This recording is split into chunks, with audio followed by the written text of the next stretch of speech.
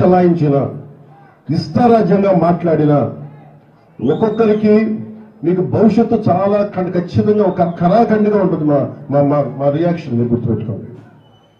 ఇంకా సంస్కారం కాదు కాబట్టి ఇంకా పద్ధతిగా మాట్లాడుతున్నాను, అధికారంలో ఉన్నాను కాబట్టి ఇంకా బలంగా ఇంకా జాగ్రత్తగా మాట్లాడుతున్నాను. నా సహనాన్ని పరీక్షించండి, చాలా పద్ధతిగా మాట్లాడుతూ ఉన్నాను. అలాగే వైసీపీ నాయకుడికి కూడా మీ నాయకుల్ని నిగ్రహించుకోమని చెప్పండి.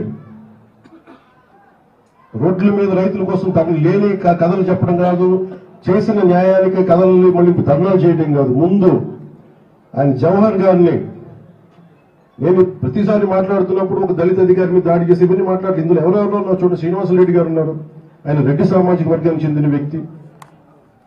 ప్రతాప్ గారు ఉన్నారు, నాకు ఆయన గురించి తెలియదు, ఆయన దివ్యాంగులు. అలాగే శేఖర్ నాయక్ ఉన్నారు, ఆయన షెడ్యూల్ ట్రైబ్స్ సంబంధించిన వ్యక్తి. ఇది ప్రతి చోట, ఇది ఒక్కరికి సంబంధం లేదు, ఒక జాతికి సంబంధించింది కాదు. కానీ మేము ఏదైనా చేయగలం, అధికారంలో ఉన్నాం కాబట్టి. సుదర్శన్ రెడ్డి గారి మనుషులందరికీ చెప్తున్నాం, నేను మళ్ళీ ఇంకొకసారి వచ్చి ఇక్కడే తెస్తేస్తాను చెప్తున్నాను. కడపలోనే, అన్నమయ్య జిల్లాలోనే, రాయలసీమ వచ్చి కూర్చున్నాను. ఇలాంటి పిచ్చి వర్షాలు చేస్తూ అవసరమైతే నా క్యాంప్ ఆఫీస్ ఇక్కడ పెట్టుకుని మిమ్మల్ని సరిచేసే వరకు నేను ఇక్కడే కూర్చున్నాను చెప్తాను. మీకు ఆ సహనాన్ని పరీక్షిస్తాను. ఎందుకంటే అన్ని తెగించి వచ్చాం, రాష్ట్రం బాగుండాలి. రాయలసీమ యువత ఎక్కడికో మారి వెళ్ళిపోతూ ఉన్నారు. ఉద్యోగాలు, ఉపాధి అవకాశాలకి ఎక్కడికో బెంగళూరుకి, తమిళనాడుకి ఎక్కడికో వెళ్ళిపోతున్నారు. వాళ్ళందరూ ఉపాధి అవకాశాలు రావాలి. ఈ విధంగా మేము ఆలోచిస్తూ ఉన్నాం. ప్రభుత్వం అధికారులందరూ కూడా మేము బలం ఇవ్వడానికి వచ్చాం, మరి బలాన్ని నిర్వీర్యం చేయడానికి రాలేదు. ఇలాంటి సమయంలో మీరు ఒళ్ళు దగ్గర పెట్టుకుని మాట్లాడకపోయినా, సోషల్ మీడియాలో పిచ్చి కూతలు కూసినా, ఇలా ఆఫీసులకు వచ్చి దాడులు చేసినా, దీని పరిణామాలు చాలా చాలా చాలా తీవ్రంగా ఉంటాయి, గుర్తుపెట్టుకోండి. ప్రత్యేకించి ఈ సంఘటనని బయటికి తీసుకొచ్చిన మీడియా మిత్రులందరికీ, మీ పత్రికాధిపతులందరికీ, ప్రతి ఒక్కరికి పేరు పేరున ధన్యవాదాలు తెలుపుకుంటూ సెలవు తీసుకుంటాం.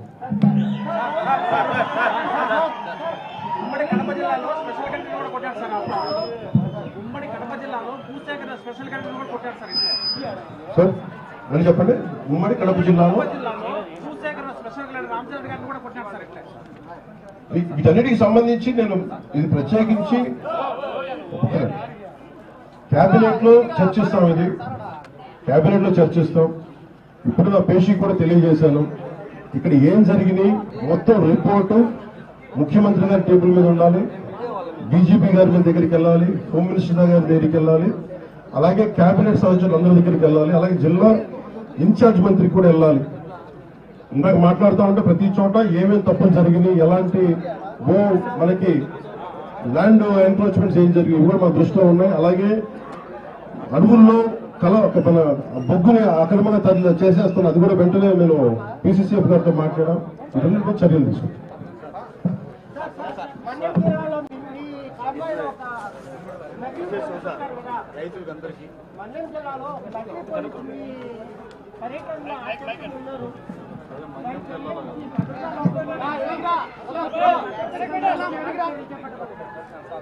నిజమే చెప్పాలంటే నా భద్రత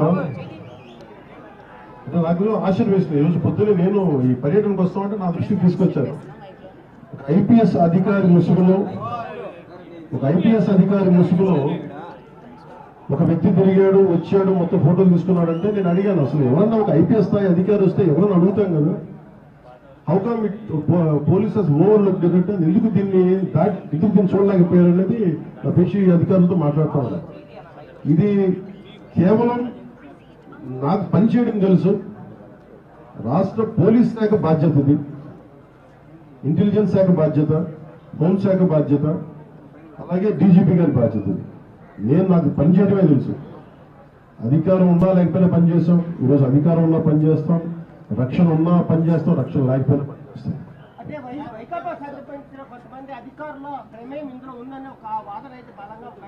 అంటే అది నాకు అంటే నేను వైకాపా విధానాలను ఎదిరిస్తాం, కానీ ఒక మాట మాట్లాడబోయే ముందు దానికి సరైన ఆధారం లేకుండా మాట్లాడకూడదు. గురించి